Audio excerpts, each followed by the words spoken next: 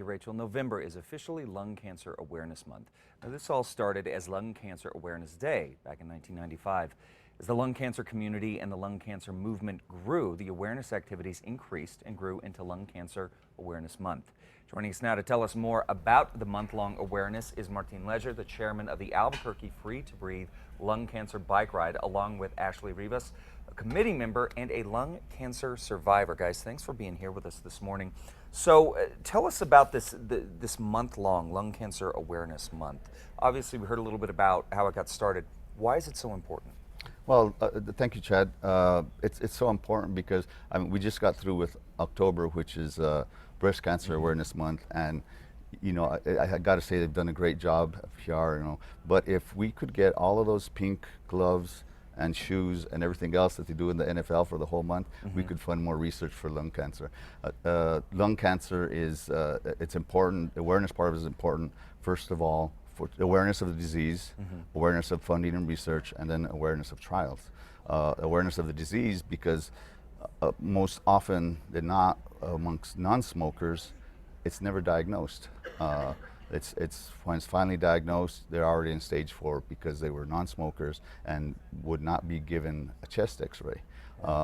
As far as the funding and research is concerned, they're making great strides in the research and in how they're attacking the cancer. And so, but still, per death for breast cancer, there's $15,000 of funding per death, and for lung cancer, there's only $1,500. Wow. It's a big disparity. Wow. Well, one thing, and I think a lot of people have this misconception, even though we hear about it. You've heard, even celebrities that have had it nationally, a similar situation.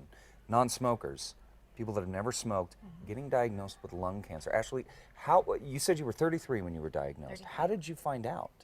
I had symptoms probably for about 5 years prior to my diagnosis.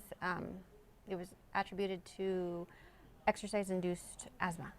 Really? And then it started to get worse. I started to get pneumonias.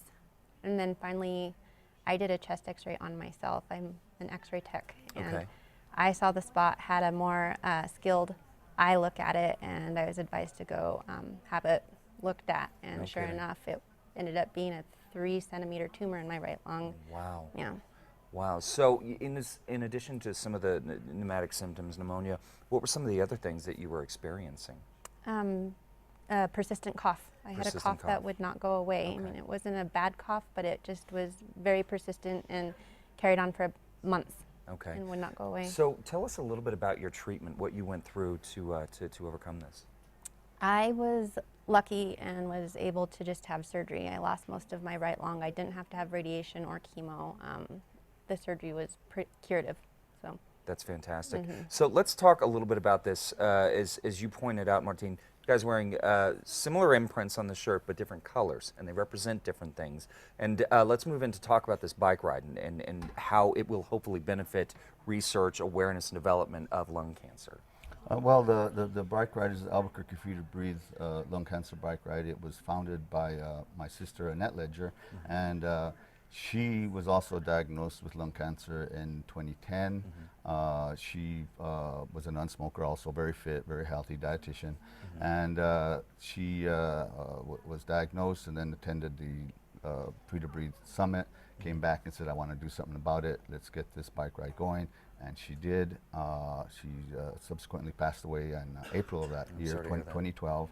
And so we carry it on in her honor, but more than anything else so that people won't suffer like she did, like my family did, and like Ashley has.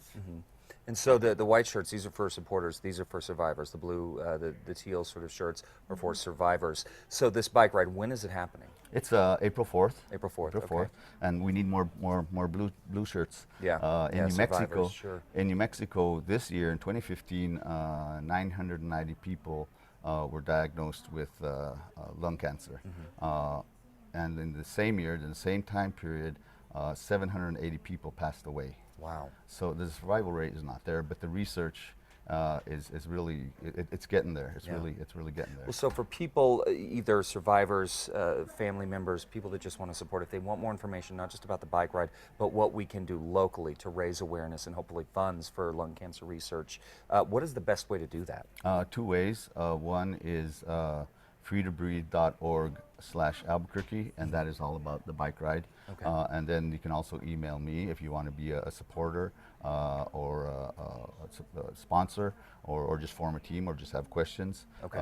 And that is Martin, M-E-R-T-I-N, Ledger, L-E-G-E-R, L-V at AOL.com. Fantastic, guys. Thank you so much, Ashley. So glad that you were here to share your story with us. Thank Again, you. guys, for more information on the Free to Breathe ride coming up in April, head over to casa.com. Still to come this morning, guys, we are taking a look at what is hitting theaters this weekend. We're already talking holiday movies, guys, but before we do that,